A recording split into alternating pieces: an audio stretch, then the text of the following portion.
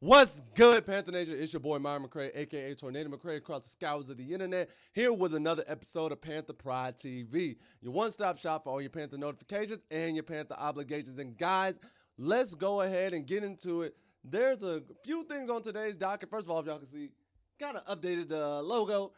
Thanks to some of y'all in the comments who were saying I need to upgrade the green screen, so I had to go ahead and do that for you. But we're going to go ahead, get into this docket, and the first thing I want to address is the contracts have been signed for our 2025 draft class. So let's go ahead and do a breakdown of what we see here.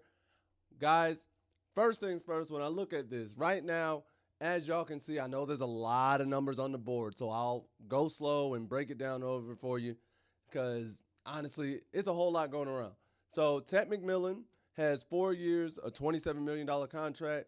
He's actually averaging only $6.9 million for the next 4 years because he had a $16.9 million signing bonus. Then you have Nick Scorton. He has a 4-year, $8.6 million, averages about $2.15 million with a $2.8 million signing bonus.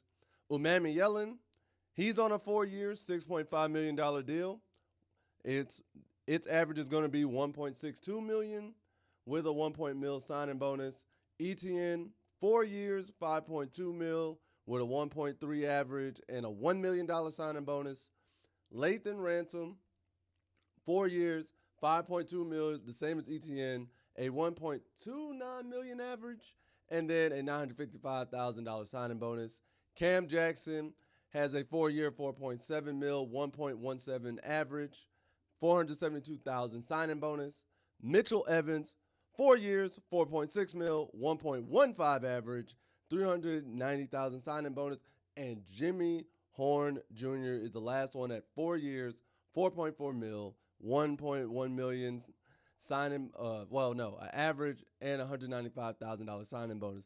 And when I look at those numbers and I look at everything, bro, truth be told, these contracts look beautiful for the next few years because you have guys who are potential starters who could be huge components, and the team is getting them for very, very, very, very low budget right now, and I love that. I honestly am thrilled because that's what you love to get in the draft, especially if these guys pan out, because you mean to tell me Scorton and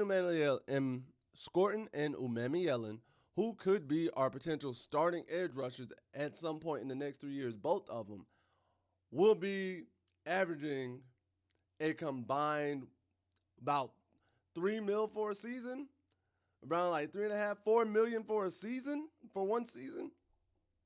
How is that not a beautiful thing? Ted McMillan, yes, he has a huge signing bonus, but if he is blossoming and turns out to be the great target that he is, that's only a $7 million receiver. Jimmy Horn Jr., who a lot of us, including Steve Smith, feel is a steal in the draft, is a $1 million receiver if he shines. That's crazy, but it's beautiful, and I love it, and I think it is awesome. I honestly think it is just a great thing when we look at the totality of the team. We look at how over the last few years, honestly probably the last decade, the budget in the cap room has been really an issue with the Carolina Panthers. It's been something that everybody's like, we ain't got the money for this, or we overspent here, we didn't spend enough here. So being able to build this foundation right now within budget is a fantastic thing in my eyes, and honestly, I love it. And next, as I'm looking at this draft class, and I think about it because I heard, and this actually ain't a heard rumor, I saw this on Sports Illustrated, and apparently there were some offers that Carolina turned down to trade back in the draft. So according to according to Sports Illustrated, there's an article that says the Carolina Panthers had multiple offers to trade back in the NFL draft, and most notably, two of those teams are actually two teams we play this season in the San Francisco 49ers and the LA Rams. Notably, the Rams were actually really interested in getting Ted McMillan, but could have gone any other way.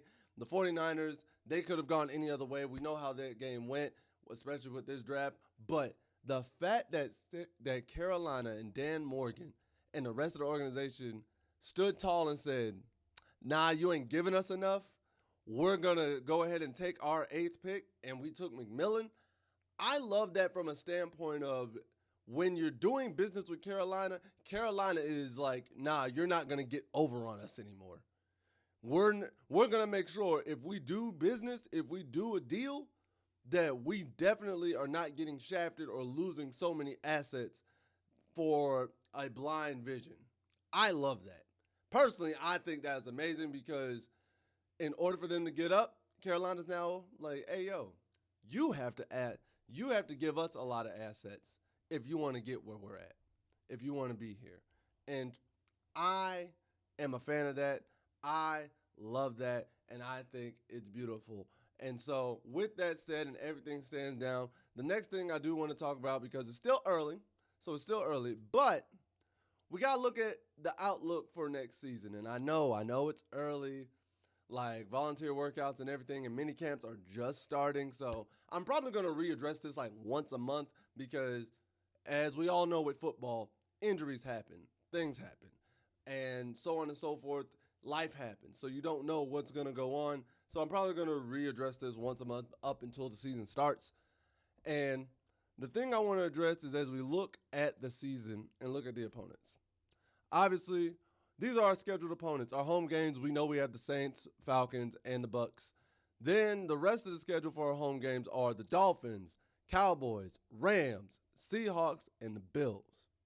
And on the road side, Saints, Falcons, Bucks as always, New England, Arizona, San Francisco, the Jets, the Jaguars, and Green Bay.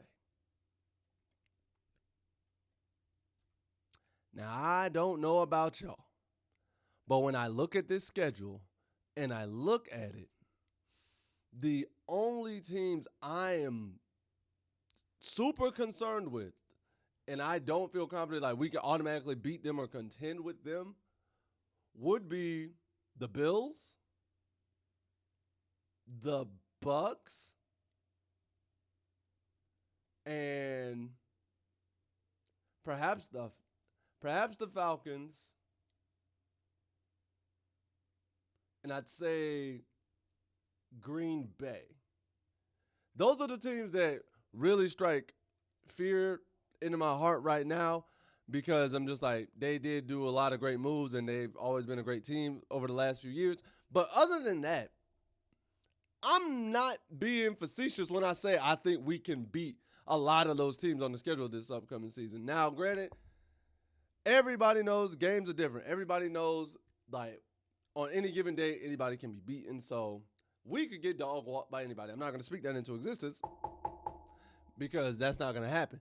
But I genuinely think Carolina can beat a lot of those teams. And we can go, at best right now, as I look at that schedule, I think Carolina could be a 9-7, 10-6 team. It's very, very possible. It's very, very possible. Now, I'm going to lower my expectations. And like I said, I would trend around that, well, not 9-7, a 9-8 to 10-7 team. I apologize. But, yeah, I would definitely trend around that, maybe a 9-8, 8-9 team. I would love to be above 500. So minimum, my outlook for the season, I would like Carolina to be 9-8. I think that's a reasonable outlook to have. 9-8, 10-7. I think that is very reasonable. At worst, 8-9. That's where I draw the line for Carolina. Those are the expectations. Last year, I actually did say in my video on my own personal channel, Tornado McRae, that Carolina would finish 5-12, and I would consider that a successful season. They did that. So I'm building on that, but I'm also not trying to extend them and say crazy stuff like, okay, now you're going to be a 13-4 team. Like, baby steps. So 8-9 to 10-7. That's the range I'd like Carolina to shoot for. That's the range I feel, especially based off the way the last season ended. I think that's where Carolina could end up finishing this year as of right now. But, guys, y'all let me know how you feel about this schedule, how you feel about the upcoming season and what you think our record could be. How do you feel about Carolina turning down offers to trade back? Or how do you feel about these these contracts for these rookies that just came in through the draft. Because at the end of the day, what do I know? I'm just a skinny brother with 2 tats. Peace. Much love to all of you, Panther Nation. Take care. Later days. And as always, keep pounding. I'll see you next time.